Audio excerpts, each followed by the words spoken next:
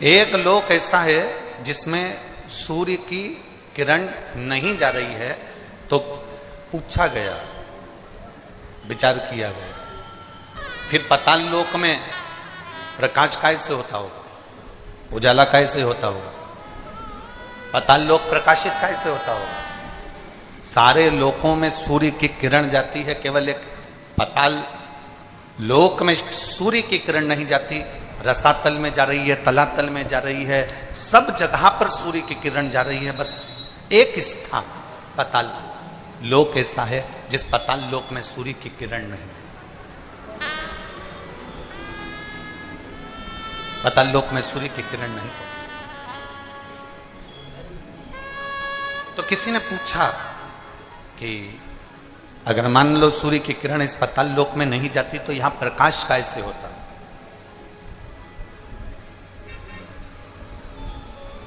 यहां इतना प्रकाश कैसे होता है। तो शास्त्र कहता है, वेद व्यास जी ने स्कंद पुराण में वर्णन किया कि पाताल लोक में सूर्य की किरण भले ना जाए, पर वहां जो प्रकाश है, वहां जो उजाला है, वो प्रकाश, वो उजाला, जितने पाताल लोक में सर्प रहते हैं, नाग रहते हैं, उन नागों के मस्तक पर जो मणि रहती है, उस मणि का प्रकाश इतना रहता है कि पाताल लोक में सूर्य की जरूरत नहीं पड़ती, वहां प्रकाश ही प्रकाश होता है।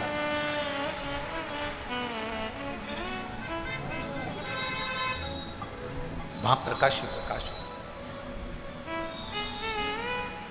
अब आप भी थोड़ा सा स्मरण करिएगा, आप भी अपने ध्यान लगाइएगा कि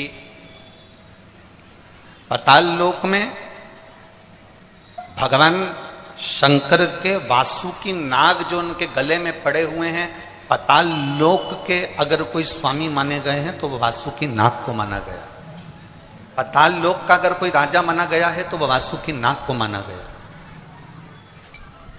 पाताल लोक का अगर स्वामी कहा गया है तो वो वासुकी नाग को कहा गया।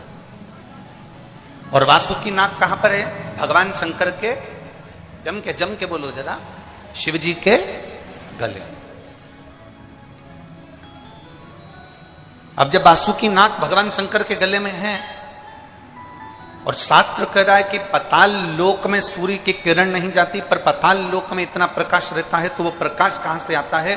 तो शिव महापुराण की कथा करती है, वेदव्यास जी स्कंद पुराण के अंदर कहते हैं कि जितने पाताल लोक में सर्प रहते हैं, उन सर्प के मस्तक पर मणि होती है, उस मणि का प्रकाश इतना रहता है कि पूरे पाताल लोक में प्रकाश ही प्रकाश रहता है। उसी तरह भगवान शंकर ने वासुकी नाग से, गले में वासुकी नाग को जब भगवान शिव अपने गले में धारण करते हैं, तो वासुकी नाग से कहते हैं, सुन वासुकी, जो मेरे ऊपर जल चढ़ाने के लिए आएगा, जो शिवलिंग के ऊपर एक लोटा जल चढ़ाने के लिए आएगा, वासुकी नाग सुन, उसकी जिंदगी में कितना भी अंधेरा हो, पर अगर वो मेरे शिवलिंग पर जल चढ़ाए तो उसकी जिंदगी में प्रकाश होना चाहिए, उसके जीवन में प्रकाश होना चाहिए।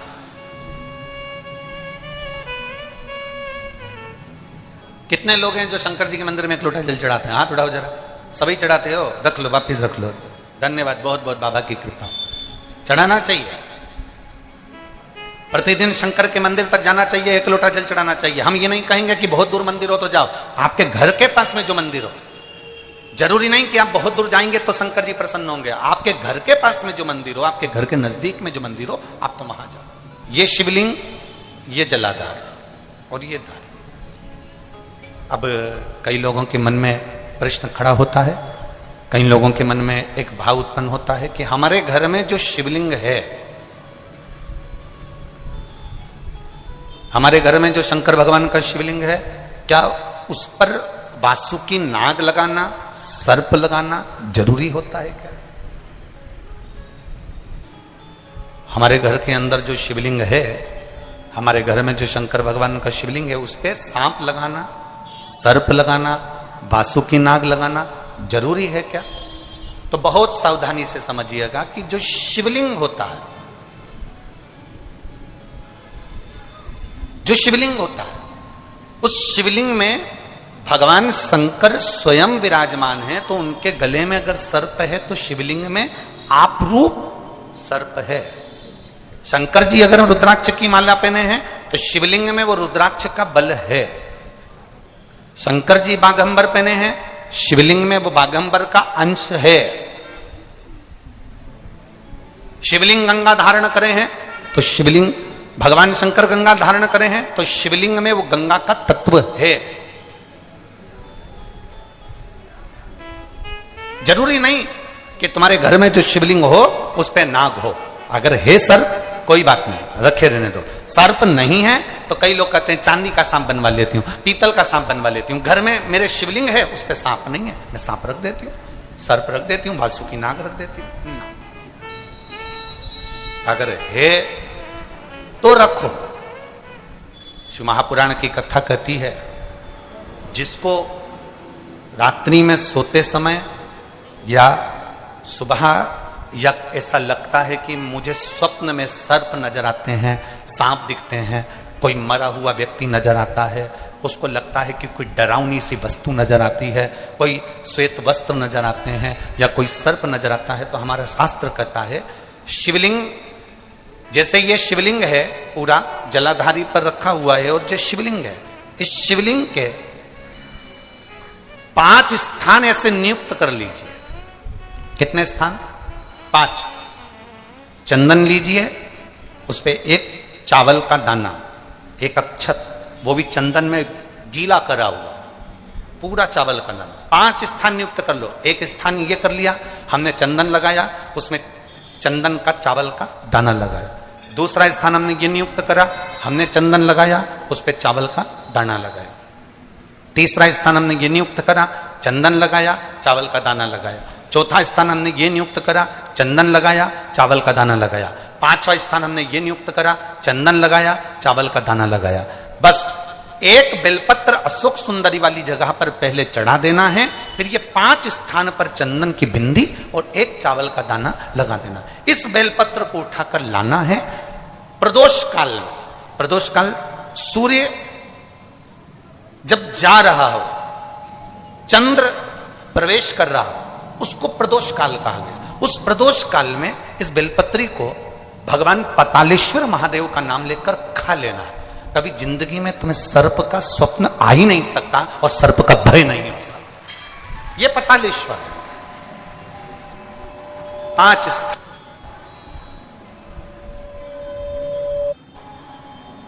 समझ में आया है ना?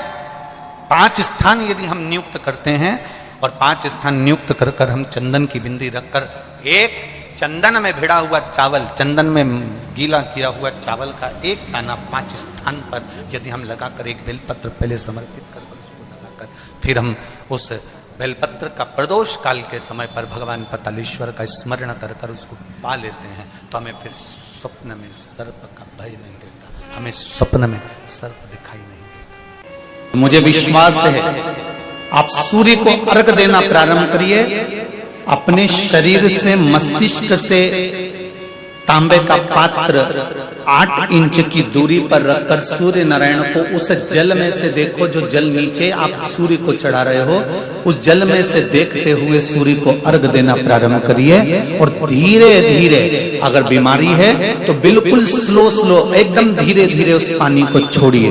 और पानी को छोड़ने के बाद आप बाबा का केवल सूर्य की आराधना, सूर्य को जल देना प्रारंभ कर दीजिए।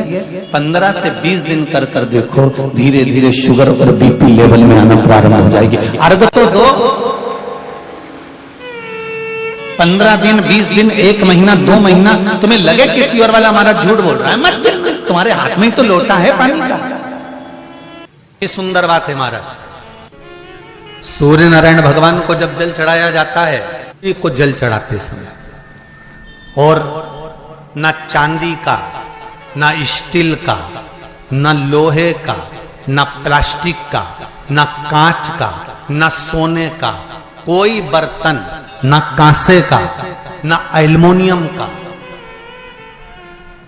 ना पीतल का, केवल एक पात्र होना चाहिए, वो है तांबे का। काय का पात्र होना चाहिए? तांबे का पात्र।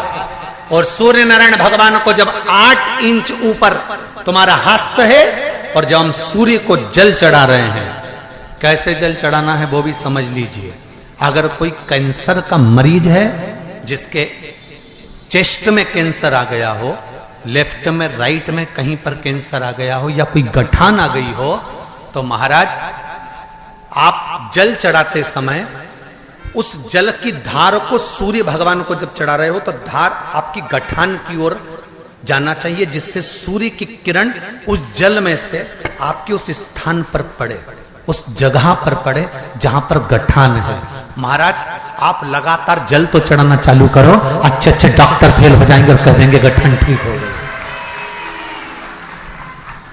आपका लीवर और किडनी गड़बड़ कर रहा है, आप प्रतिदिन आपका स्वास्थ्य गड़बड़ रहता है, आप प्रतिदिन ये ज्योतिष शास्त्र के अंतर्गत, रत्न शास्त्र के अंतर्गत, ये रत्न शास्त्र, ज्योतिष शास्त्र, रंग शास्त्र जो हमारे यहाँ है, रंगों के हिसाब से ये जितने रत्न होते हैं, माणिक हुआ, मोती हुआ, नीलम हुआ, मूंगा हुआ, पुखराज हुआ, ये क्यों कहते हैं ये पीला है, ये सफेद है, ये नीला है, ये लाल है, इसको शरीर में क्यों पहनाते हैं? उसका कारण होता है कि जब शरीर में पहनते हैं सूर्य की किरण उसमें पड़ती है, हमारे शरीर पर वो कलर का इफेक्ट पड़ता है, उस कलर को शरीर पर लगता है, और शरीर पर लगता है तो हमारा शरीर धीरे धीरे, हमारी जो इंद्रियां हैं वो सही होने लगती है, काम सही होने लगता है। तो अपनी किरणों को पृथ्वी पर भेज रहा है, सूर्य अपनी किरणों को पृथ्वी पर दे रहा है, भास्कर अपनी किरणों को मृत्यु लोक में भेज रहा है, और तुम छाता लगाकर बैठे रहो कि मुझे सूर्य की किरण तो आ ही नहीं रही है, सूर्य की किरण तो मुझे मिल ही नहीं रही है। और भगवान कह रहे हैं पहले छाता हटा, थोड़ा सा बाहर निकल कर अगर देखेगा तो वो सूर्य की किरण मैं तो प्रकाश कर रहा हूं पर तेरे तक पहुंच नहीं रही, क्योंकि तेरे पास में छाता है।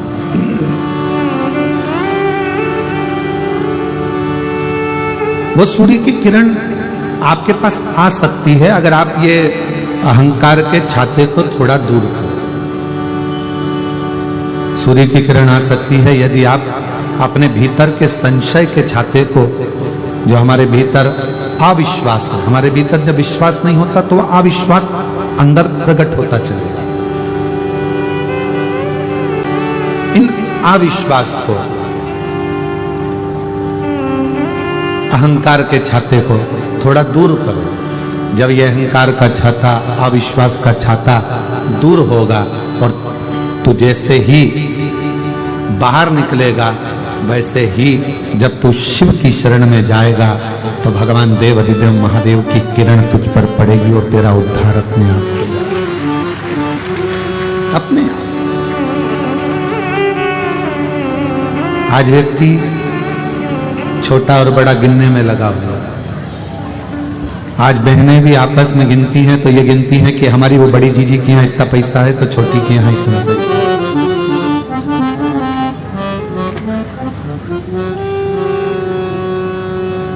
आज बड़ा और छोटा गिनने में दुनिया लगी है। परशु महापुराण की कथा में भी वर्णन आया, ब्रह्मा जी ने भगवान शिव को बहुत छोटा गिना था।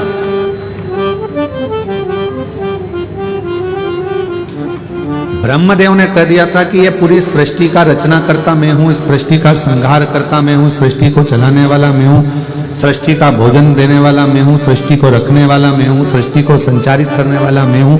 ये ब्रह्मा जी ने भगवान विष्णु के सामने, भगवान नारायण के सामने शिव जी को बहुत छोटा बता दिया, बहुत।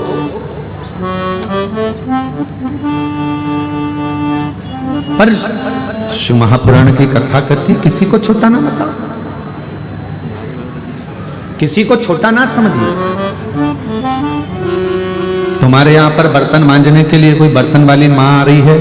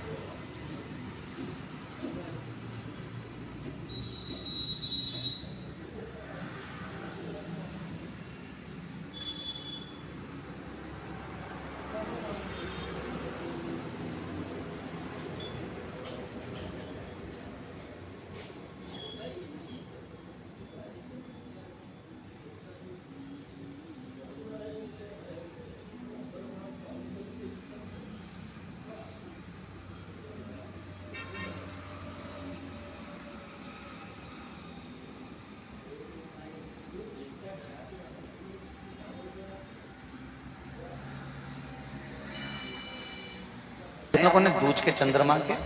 एकदम पतला, कमजोर, दुर्बल बकरी सा नजर आता है। तब चंद्रदेव को देखा भगवान शंकर ने और लगा कि अब इसके प्राण रहने वाले नहीं। तब भगवान शंकर दौड़कर उस शिवलिंग में से प्रकट हो जाते हैं, चंद्र की काया ठीक कर देते हैं। तो चंद्र कहता है आप कृपा करो। भगवान ने उसी चंद्र को, द्वितीया के चंद्र को अपने मस्तक पर धारण कर लिया और द्वितीया के चंद्र को मस्तक पर धारण कर कर भगवान शंकर ने कह दिया कि सुनो चंद्रदेव, आज शुक्ल पक्ष की द्वितीया तिथि है, जिस दिन मैंने आपको अपने मस्तक पर धारण करा है।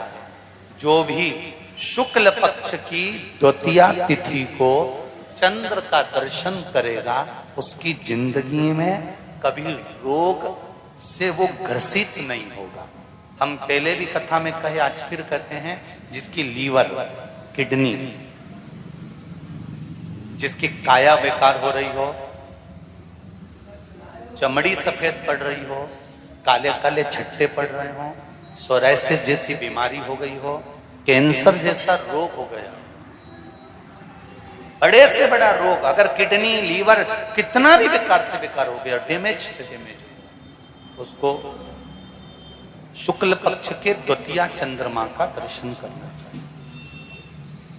और शुक्ल पक्ष के द्वितीया चंद्रमा का दर्शन कर कर प्रदोष काल के समय पर, कौन सा काल? शाम के समय। प्रदोष काल मालूम है सबको?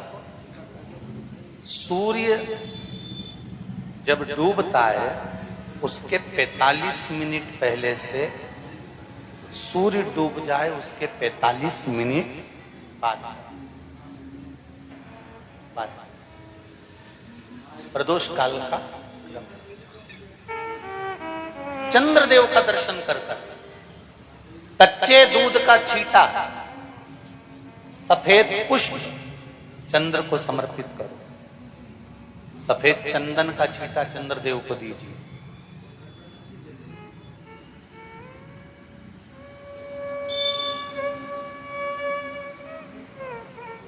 और चंद्रदेव को छींटा देने के बाद जो दूध है उसका छींटा अपने तन पर लीजिए, सफेद चंदन थोड़ा सा अपने शरीर पर लगा लीजिए। कितना भी विषम से विषम रोग हो, कितना भी किडनी, लीवर, चाहे कैंसर जैसा रोग हो, मेरा चंद्र शुक्ल पक्ष के द्वितीया के चंद्र में शंकर भगवान स्वयं विराजमान होकर अपने भक्त को रोग से मुक्त करते हैं। द्वितीया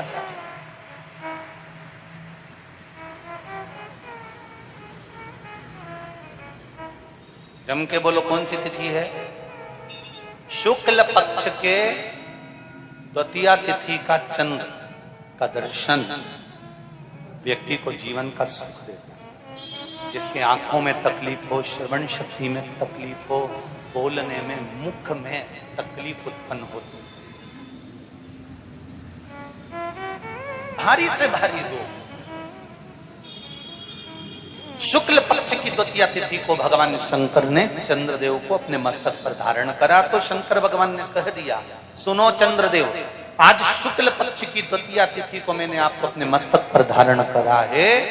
संसार में रहने वाला, मृत्यु लोक में रहने वाला, चाहे देवलोक में रहने वाला, चाहे जिस लोक में वो निवास कर रहा है, अगर शुक्ल पक्ष के द्वितीया तिथि के चंद्रमा का दर्शन करेगा तो वो रोग से मुक्त रहेगा। अब हमारे यहाँ इतनी अच्छी अच्छी तिथियां दी हैं, कैलेंडर तक में लिखा हुआ है कि चंद्र दर्शन